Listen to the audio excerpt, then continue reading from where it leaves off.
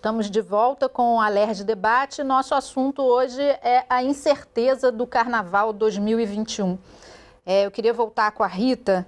Rita, na sua coluna na revista Veja, você defendeu que não havendo condições seguras de realizar o Carnaval, seria preciso pensar num formato diferente para o desfile dos blocos. Como que seria isso? Eu não tenho uma resposta.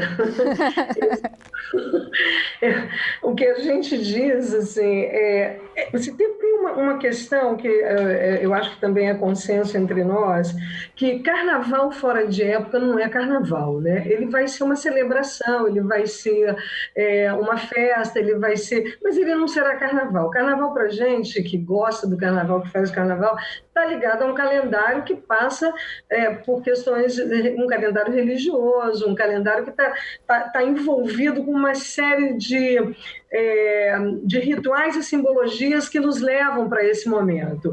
Então, tirar, deslocar e dizer que nós vamos fazer carnaval em junho, por exemplo, em maio, em junho, a gente vai fazer alguma coisa que é uma simulação de carnaval, mas não será o carnaval.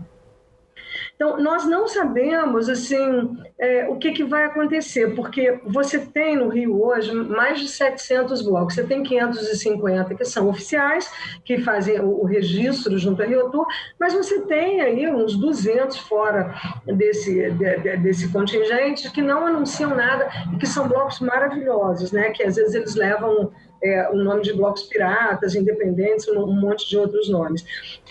Então, se você pega e cada um tem uma característica e cada um tem sua autonomia, é muito difícil a gente dizer como será. É diferente das escolas de samba, que seguem um modelo de desfile, seguem regras, né? Seguem regras de competição. No caso dos blocos, eles são muito autônomos, eles saem do jeito que saem, eles saem como querem. Então, também é muito difícil dizer o que cada um vai fazer. A gente sabe o que a maioria está pensando em relação a uma situação que está estabelecida. Agora, os diferentes formatos, já teve gente que diz que pode vir a fazer apresentação em drive-in, tem gente que já falou que vai fazer carnaval por live, que também não é carnaval, tem gente que diz que vai fazer pequenos encontros de amigos, entendeu? Então, assim, a gente já falou um pouco em resgatar o corso, né, a ideia do corso. Quem sabe a gente não faz um desfile em carros abertos e faz uma brincadeira com isso, porque aí são carros com poucas pessoas, eles estão circulando, é um formato que pode ser revivido. Então, assim, está tudo muito ainda, Fernanda, no campo da especulação, sabe? No campo da especulação, da criatividade, da experiência. É muito por aí, sabe? É o que a gente vem pensando. E o Leandro estava falando, vocês estavam falando da questão financeira das escolas de samba. Claro que é uma dimensão muito maior, mas para os blocos também não fica muito diferente. Os blocos têm um calendário anual de escolhas de samba, feijoadas, rodas de samba, festas, que na maior parte das vezes é o que financia o bloco, né? Não tem patrocínio para todo mundo, tem patrocínio para alguns. E aí a própria manutenção do bloco, ela fica muito ameaçada nos formatos que a gente já conhece, contratação de trio elétrico, contratação de músico, bateria, camiseta, né, dentro desse formato, porque vai ser muito difícil o dinheiro, né? Não vai ter dinheiro, que é mais um dos elementos desse xadrez que eu falei no começo. Então, o que eu acredito é que a gente vai, certamente o carnaval com toda a sua de rua, com toda a sua criatividade, vai trazer soluções muito diferentes, muito criativas. Vamos esperar, vamos ver, né? Fernanda, você me permite uma observação? Claro, por favor. Já ia passar para você, Robson. Não, é só para complementar isso que a Rita acaba de fazer, que é preciso o público, de uma maneira geral, o grande público, fazer um entendimento do que é o espetáculo de carnaval como um todo. É uma grande manifestação de alegria. Mas o carnaval de rua é um carnaval que emana espontaneamente da rua. O carnaval das escolas de samba é espetáculo. São coisas diferentes, entende? Então, há uma corrente muito grande aqui no Rio de Janeiro que defende a realização do espetáculo de meio de ano. Isso que a Rita falou é muito producente, porque realmente você estimular uma manifestação espontânea que emana da rua no meio do ano, talvez não cole muito. Certamente não vai colar, né? certamente não vai colar. Mas o espetáculo das escolas de samba, de repente, pode acontecer. Ainda mais que a gente sabe que o grande fluxo de atividade econômica é fomentado pelo turismo e o turismo estrangeiro. Todo mundo vê aqueles 10 transatlânticos que todos os anos ancoram no Porto do Rio em direção, trazendo turistas para a Avenida Marquês de Sapucaí, né? Só que a alta estação desses transatlânticos é no meio do ano, é julho, agosto.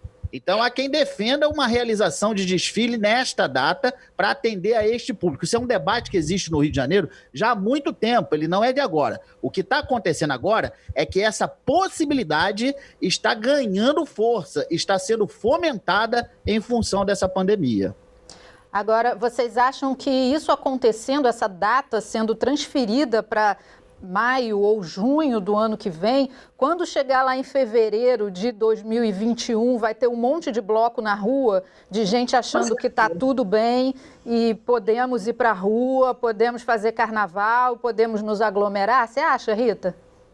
Eu acho que sim, não é que vai ter um monte, mas eu acho difícil, exatamente porque é orgânico e é autônomo e não depende de ninguém. O que eu acho que vai acontecer é que a gente vai ter algumas manifestações individuais, né, de pessoas que acham que podem ir para a rua. Agora, o que acontece? Se na minha rua, por exemplo, aparecer aqui um bloco tocando, certamente vai ter gente, ainda nesse tempo de redes sociais, aqueles que já acham que podem colocar a cara na rua, como a gente já tem visto, né, todo mundo nas praias e tal, é claro que vai encher a rua. Então, eu não tenho certeza se essa rua vai ficar desocupada, né, independente da decisão oficial, porque tem uma questão que é decisão oficial. A prefeitura pode dizer, não tem carnaval de rua, não tem condições de carnaval de rua. E ainda assim, alguns grupos irem para a rua, até porque é legítimo e é direito, né, assegurado pela Constituição,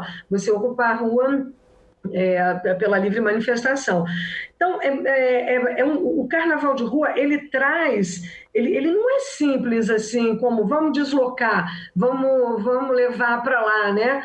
É muito pouco provável das pessoas com quem eu já conversei com muitas, de dizer que, não, a gente vai estar com o mesmo ímpeto de fazer um grande carnaval em junho. A gente já vai estar, talvez fazer uma festa junina, né? Talvez uma grande celebração que junte todo mundo, a gente vai para a rua, celebra e acabou. Mas não será aquele calendário que você tem, não sei quantos blocos saindo na prévia, até porque a gente tem um calendário de 30, 40 dias de carnaval de rua. Você tem as prévias, né? Todas as prévias, o maior volume de blocos está nas prévias, não no carnaval, está naquele fim de semana anterior, e tem uma razão também. Então fica muito difícil assim, não, nós vamos mudar a data, e aí a prévia da prévia, né? É estranho para nós, porque o carnaval para nós ele está muito ligado à própria celebração, né? A esse desejo de ocupar a rua nesse momento. Foi o que eu disse. O que não significa que a gente não vá para a rua para celebrar o fim da pandemia, né? Fazer um grande cortejo, mas num formato bastante diferente. Eu tenho um número aqui de 162 blocos não autorizados desfilaram esse ano, que ainda não tinha pandemia, né? Então, imagino que se for proibido, esse número pode aumentar muito mais, não sei, né? Só uma suposição aqui que eu estou fazendo. Ou então, Fernanda, alguns que são do dito calendário oficial vão passar para esse lado, né? Porque vão sair sem autorização. Sim. Então, você vê que tudo é muito móvel, né? Muito orgânico mesmo. Deixa eu ouvir um pouquinho mais o Leandro. Leandro, a Mangueira foi uma das escolas que ainda não anunciou enredo para o próximo carnaval. Talvez até por esse posicionamento aí que você colocou para a gente, né? Você disse que está trabalhando em 3 hipóteses, um enredo afro-nordestino ou uma homenagem. Ou até, se o carnaval ficar para cima da hora, uma reedição de enredo. O que você pode trazer para a gente aí? Alguma novidade, alguma ideia? O que você pode falar sobre a escola? Eu acho que todos nós estamos patinando num mundo de incertezas, né? Qualquer um dos 3 aqui entrevistados que fizer afirmações definitivas está sendo, no mínimo, equivocado, né? Eu não tenho condições condições de falar do que vai ser feito com as escolas de samba, a Rita não tem condições de falar a totalidade do que vai ser feito pelos blocos de rua, e o Robson, como comentarista de carnaval, também não pode prever o que vai acontecer com essa situação, porque a pandemia nos colocou numa condição de espera.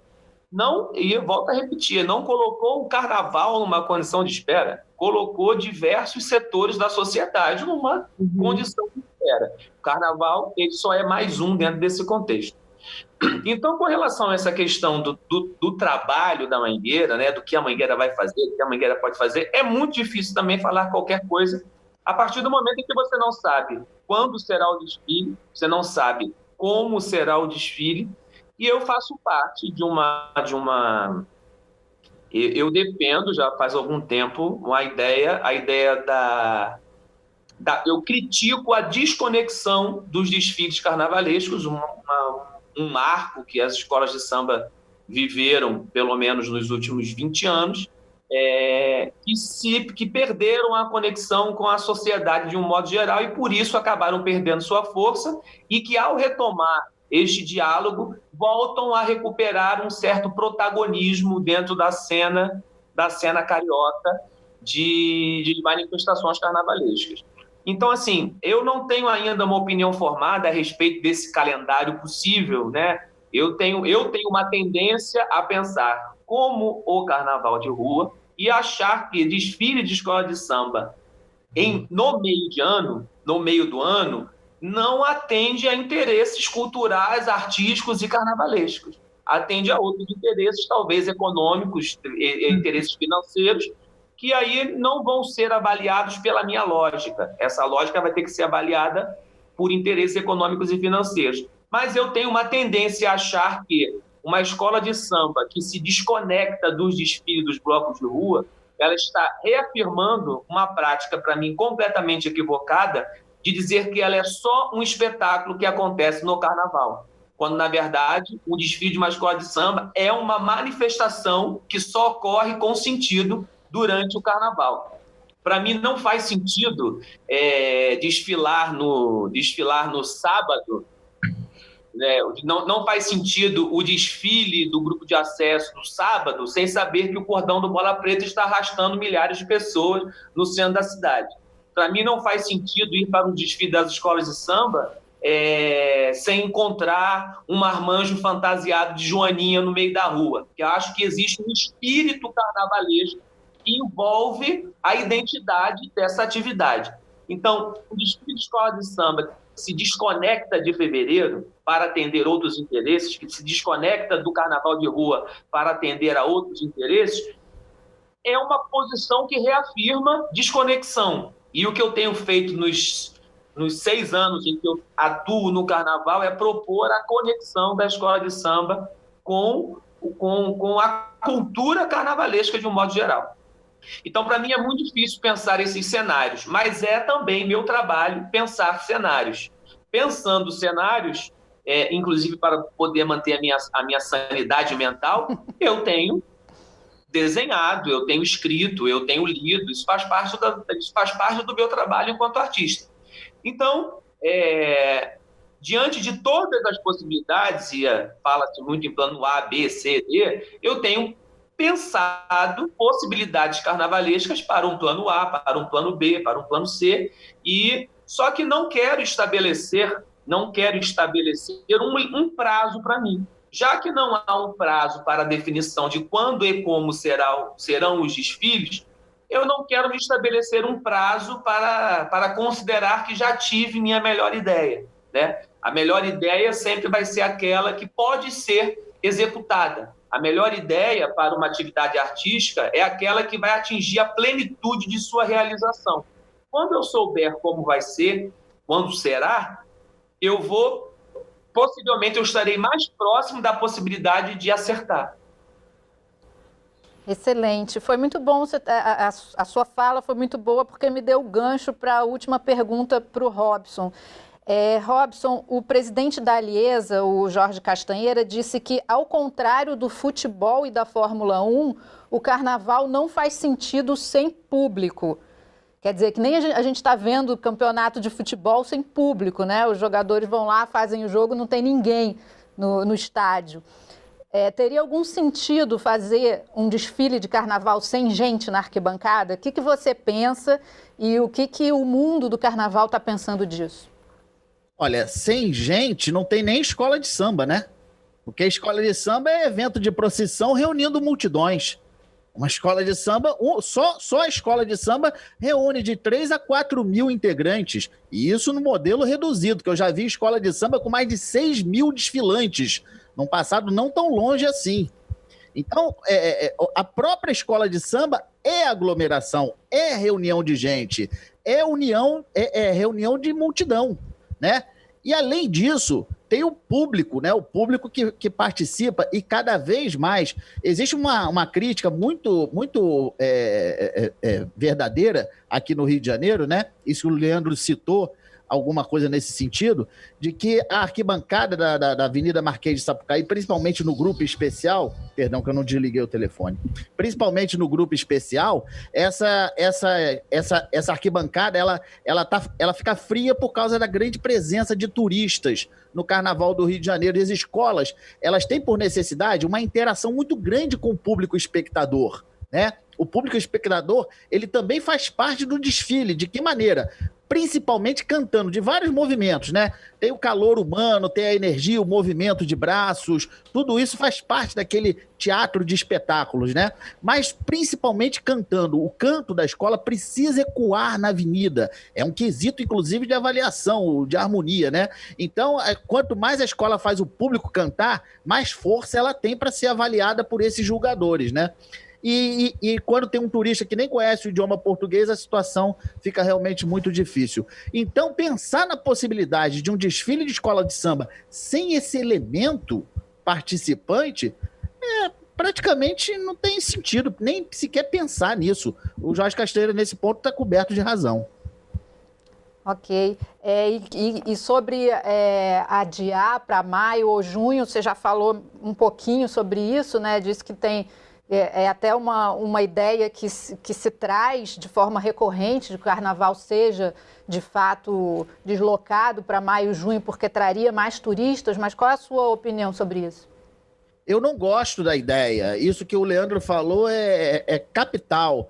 O carnaval ele não pode se deslocar do movimento de folia desses 4 dias do calendário. Tira a essência, tira a alma do negócio, entendeu? Eu não gosto da ideia. Os defensores da ideia, eles realmente estão pensando no calendário turístico. Apenas e tão somente no calendário turístico. E a cidade do Rio de Janeiro, a gente precisa entender também nessa hora que o elemento de turismo, principalmente fomentado pelo Carnaval do Rio de Janeiro, se tornou um dos poucos ativos desse estado, né? O Rio de Janeiro, nos últimos 50 anos, vem se caracterizando por perda de ativos. Talvez aqui no Rio de Janeiro ficou o turismo, principalmente por causa de Carnaval e Réveillon e petróleo. E não sobrou mais nada para o Rio de Janeiro. Então, se a gente ataca... Aliás, esse é um detalhe muito importante, sabe, Fernanda, que tem que ser falado. Muita gente ainda não entendeu a profundidade desse debate, que é a possibilidade de adiamento do carnaval aqui no Rio de Janeiro. O impacto não é festivo. Tem o impacto festivo, claro, ninguém está dizendo aqui que não. Tem o impacto festivo. Mas o impacto social, o impacto de emprego, o impacto econômico é muito violento. Não é uma coisa assim, 4 meses, salvo o mês de fevereiro e o resto do ano, não. Carnaval salva o ano inteiro para um monte de gente. Mas é para um monte de gente. Só para você ter uma ideia do tamanho do impacto, as escolas estão vivendo uma crise financeira muito forte, já não é de agora. De 3, 4 anos, talvez 5 anos para cá, a coisa está muito difícil. Mas aprofundou demais nos últimos dias, né? Juntou crise econômica com pandemia, é a tempestade perfeita.